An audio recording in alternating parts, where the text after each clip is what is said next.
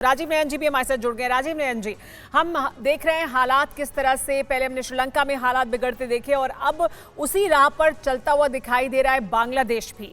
बांग्लादेश की भी हालत क्या हम श्रीलंका जैसी ही होती देखेंगे? क्योंकि हम ये भी देख रहे हैं कि चीन किस तरह से डोरे डाल रहा है बांग्लादेश पर। थोड़ा सा मैं इतनी जल्दीबाजी नहीं करूंगा कि बांग्लादेश श्रीलंका बन जाए, क्योंकि श्रीलंका ने अपनी पूरी तैयारी कर ली थी श्रीलंका बनने की, जिसके चलते उसको इस तरह की स्थिति बनी। देखिए, बांग्लादेश पिछले कुछ गत वर्षों से उसने अपनी काफी नींव मजबूत करने का प्रयास किया। उसने बड़ा ही एक ऑल्टरनेटिव डेवलपमेंट मॉडल, आ रही है जी बोलिए। ऑल्टरनेटिव डेवलपमेंट मॉडल्स खड़ा करने की कोशिश किया, माइक्रो क्रेडिट से लेके माइक्रो बैंकिंग। उसने बड़ा ही अच्छा एक प्रयास किया। उसने डेवलपमेंट के लिए केवल चीन पर नहीं आश्रित रहा, बल्कि वह भारत के साथ भी अपना संबंध बनाता रहा, रूस के साथ भी बनाता रहा, और उसके साथ साथ ही उसने यह बात समझ ली कि देखिए, पाकिस्तान के रास्ते जाने से नहीं होगा, आतंकवाद को आपको कुचलना होगा और विकास के माध्यम से जाना होगा। विकास के माध्यम से भी उसने भी, मैं मानूंगा कि थोड़ा सा खेलने का उसने कोशिश किया।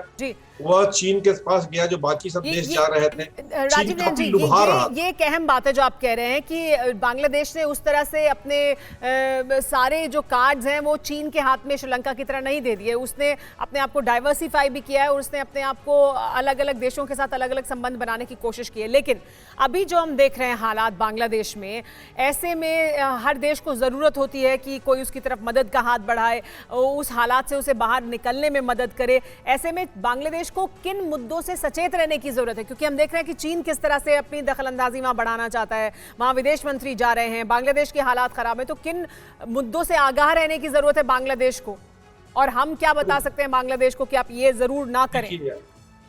आपने अभी बहुत सही, सबसे अच्छी बात बताई कि बांग्लादेश को सबसे पहले चीन से सचेत रहने की आवश्यकता है। केवल श्रीलंका ही नहीं, कई सारे देश चीन की जो तथाकथित बेल्ट एंड रोड इनिशिएटिव के चक्कर में फंस चुके हैं। तो उनका जो ब्याज का दर भी है जो देते हैं, ओडीए जो जापान देती है, उससे बिल्कुल भिन्न है। बहुत ही कम इंटरेस्ट रेट पे जापान ओडीए का देता है। इंफ्रास्ट्रक्चर का उनका जो इन्वेस्टमेंट कर सकते हैं उसमें उसके पास एक अलग सा एक गैप मिल जाता है, और जिसके चलते कि आप अपना इंफ्रास्ट्रक्चर डेवलपमेंट ठीक से कर पाए, उतना आपके ऊपर कर्ज का बोझ ना आ जाए। कर्ज तो रहता है, लेकिन 1% से थोड़ा सा कम रहता है।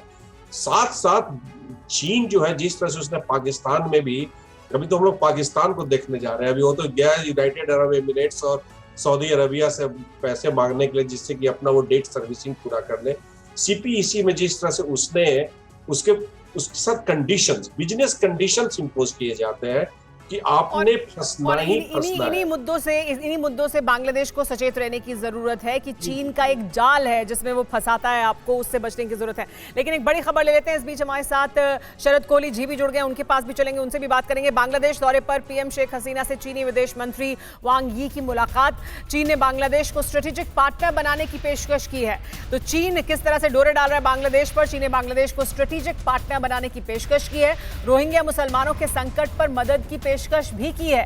चीन बांग्लादेश में $40 बिलियन का इन्वेस्टमेंट करेगा, यानी तब जब मदद की सबसे ज्यादा जरूरत है बांग्लादेश को, तो चीन सबसे पहले आगे आकर खड़ा हो गया है मदद करने के लिए। लेकिन इस मदद की आड़ में चीन को क्या कुछ चाहिए बांग्लादेश से, वो देखना और समझना भी बहुत ज्यादा जरूरी है, क्योंकि चीन इसी तरह से मदद का हाथ बढ़ाता है, इसी तरह से सहयोग करने के लिए आगे बढ़ता है। लेकिन उसके बाद क्या होता है वो हमने हाल देखा है श्रीलंका में, वो हमने हाल देखा है पाकिस्तान में, और तमाम और देशों के साथ जिनके साथ मदद के लिए आगे हाथ बढ़ाया चीन ने, उसके बाद किस तरह के हालात बने। शरद कोहली जी, हम देख रहे हैं कि किस तरह से बड़ा इन्वेस्टमेंट करेंगे, $40 बिलियन का इन्वेस्टमेंट चीन करेगा बांग्लादेश में। रोहिंग्या पर भी मदद करने की बात कर रहा है, सहयोग बनाने की बात कर रहा है, स्ट्रेटेजिक पार्टनर।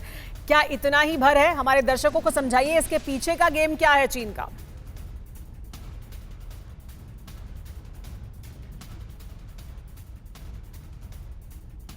शरद जी, आपको आवाज? देखिए, मैं इसको सुमेरा टॉमसी है। जी हाँ, मेरी आवाज आप तक आ रही है? जी बिल्कुल, मेरी आवाज आप तक पहुंच रही है सुमेरा? जी जी, मेरी आवाज आ रही है आप तक?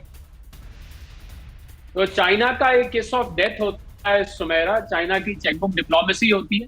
आज जो आप बांग्लादेश में हाल देख रहे हैं, चाइना का जो फॉरेन एक्सचेंज रिजर्व है वो मात्र $40 बिलियन से नीचे का आ गया है। और दो गलतियां बांग्लादेश ने करी हैं। पहली गलती, जो उसने चीन से अपनी ये दोस्ती बाकी देशों से सबब ना लेते हुए भी करने की कोशिश कर रहा है, पहली गलती। दूसरी गलती, उसने अपनी अर्थव्यवस्था को केवल और केवल दिल्ली एक ही सेक्टर पर फोकस किया, टेक्सटाइल सेक्टर पर। टेक्सटाइल की वजह से उसने बहुत अच्छी तरक्की कर, एक समय पर भारत से भी बेटर, पर यही ये दो गलतियां उसने करी है। और ये हर देश को पता होना चाहिए, सबको पता होना चाहिए कि चाइना से दोस्ती बहुत महंगी पड़ती है, देता है आपको, जो ब्याज की दरें होती है कठिन होती है, उसका रीपेमेंट बहुत मुश्किल होता है, और वो साथ में उस देश के एसेट्स को प्लज कर लेता है। हमने देखा श्रीलंका में जो हबनटोटा पोर्ट है, वो पूरा का पूरा इस समय चीन का हिस्सा हो चुका है एक तरह से। देखिए इतनी लंबी लीज है वो। ऐसे ही वो तो मुझे लग रहा है बांग्लादेश को श्रीलंका से सबब लेना चाहिए और चाइना के इस मूव को ठुकरा देना चाहिए।